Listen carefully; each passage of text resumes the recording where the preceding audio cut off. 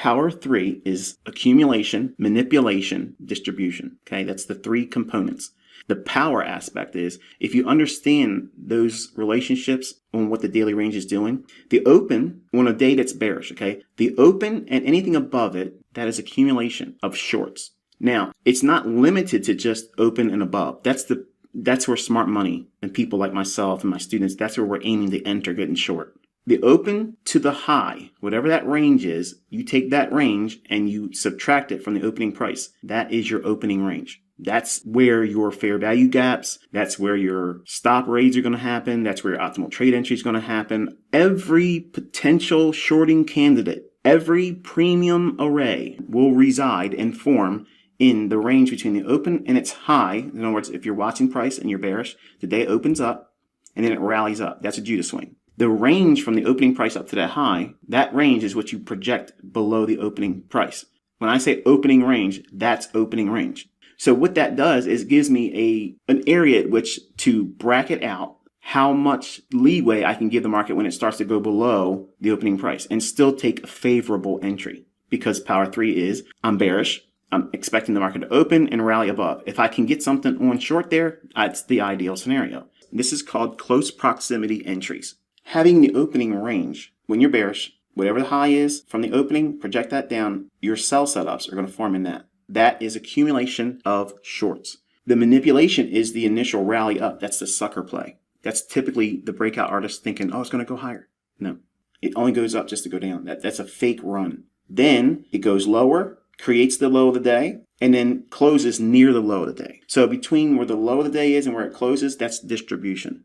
What's being distributed? Smart money's short positions. So they're selling at the open and above or just below it, riding out the daily range. When it creates the low of the day, how do you know when the low of the day is formed? Well, I've taught you time references. So if price has been really taking a beating going lower and you're getting towards the end of the day, like 3:30, 3:45, something like that, it's probably really close to the low. Not all the time. Sometimes it creates a real fast, sudden continuation. And if you're not expecting it or if you're offside, it can be bad. But if it's on side, it's really fun to be a part of that. But generally, it's the last portion of the trading day, and it'll create some kind of a low, and then wherever it closes, between that low and where it closes, that's where the distribution cycle is occurring. That part is not that important. The main thing is understanding what does this candle have the highest probability in terms of forming? An open, rally, sell off, and close down on its low? Or is it likely to create an opening, trade lower first, then rally and close near the highs?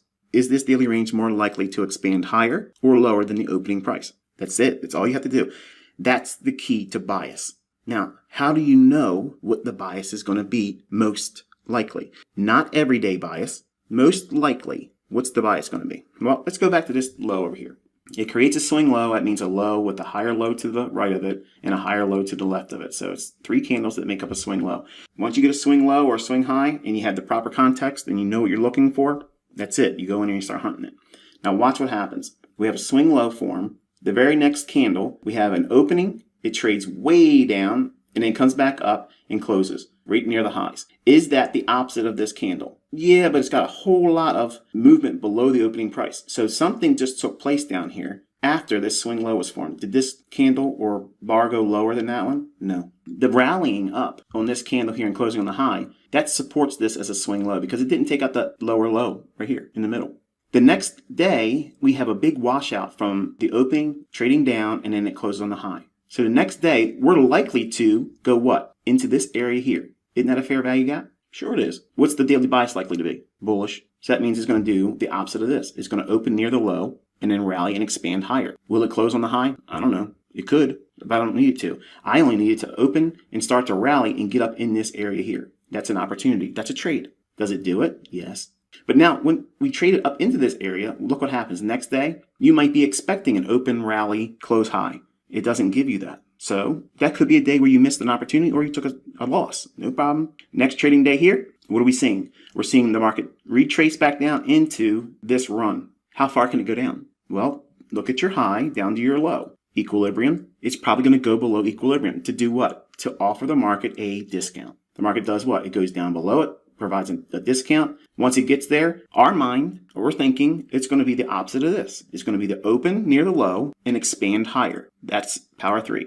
we have it right there. It opens near the low, rallies, and closes on the high. The next day, same thing. Opens on the low, rallies, and closes on the high. Now we've gone deeper into this area here, and in a small little range, but it's still the same function of power 3. Accumulation, which is open near the low, trade down, and then close high on the daily range. Next candle, same thing. It opens, trades down, accumulates longs, trades higher. Same thing here. What's this? It opens, trades down, trades higher. Until we do what? We take out this short-term high. See that? Then we can get a retracement lower or consolidation. We get both. Small little retracement and consolidation. Next candle, power 3 delivering for accumulation of longs. Next candle, consolidation. Might be a day you took a loss. Let's be real. Next candle, what's the bias? What are these over here? They're relative equal highs. There's stops resting above that. That's buy side liquidity. What's it drawing up to? We've already taken out this high. What's going to go up to here likely, right? Because we've already taken out sell stops below here with this drop, and we keep proving it's going higher. So where's it likely to go? Above here. So until we get to that point, we keep thinking the opposite of what we're showing here. An open near the low and close on the high. Power 3, accumulation of longs. Distribution of longs at the close. The next day, indecisive candle. Okay, no big deal. Next candle, we open, trade down. Same thing. We're looking for buys. The whole time we're looking for buys in here. You might get stopped out. You might have a losing trade, but you're not abandoning the bullish bias until we get above these highs. Then we have to study it. Does it want to run higher? Once it clears these highs, does it keep showing and want to go higher? Well, we had a nice run here. The next candle here, nice run here. Small little indecisive candle there, but then we go back in the same cycle again. It's expanding and it's accelerating higher. Each day, we're looking for longs. Opening near the low, trades below the opening a little bit, and then rallies and closes near the high. That's bias. That's sticking to your bias. And the same thing is done over here on the opposite. We had an imbalance here. Fair value gap, we trade up into it. So once we trade into it, what are we expecting? The market to do what? Trade back lower. So if we're trading back lower, we're going to be looking for this pattern. Open, rally, accumulation of shorts, distribution at the lows. What are they distributing? The short positions they've accumulated above or at the opening price. So in this candle, what do we have? We have the open, it rallies up to go short, and then trades down and closes on the low. Just like this is here. See that? The next candle, you're expecting the same thing. Does it deliver that? No. You might take a loss that day too. Okay, no big deal. It's likely to go where? Here's where the sell side is now.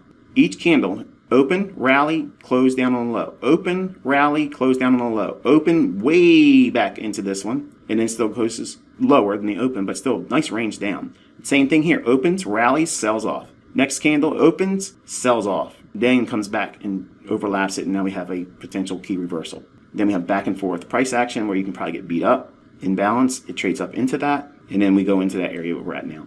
So let's go to a candlestick, and it's a lot easier to see it this way. But this function of power 3 is how I teach the bias, and I also teach how to submit to the daily range. You have to learn how to hold to the close.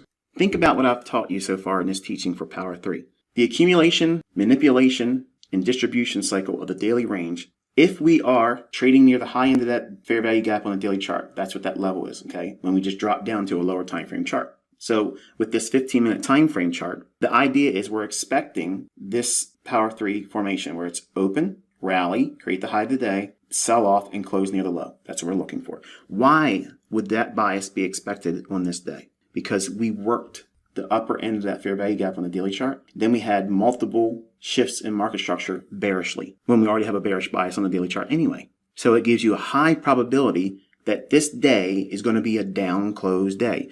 It may not close on the low. It might just be a big down move, and that's all you need. You just need movement. So this level here, it's dashed. That's the midnight New York opening price. This is what I'm referring to when I'm looking at the opening or power 3 on a daily chart. That price right there at midnight. Look what's occurring. That right there is equivalent to this little tick on this diagram here. It opens, it trades above the opening, just like that candle does on a daily chart. It opens and goes higher. You want to be selling short here. Why would you want to go short here? Well, it went back up in there and redelivered the down stroke on that paintbrush or roller on the wall. Well, now it's going back up.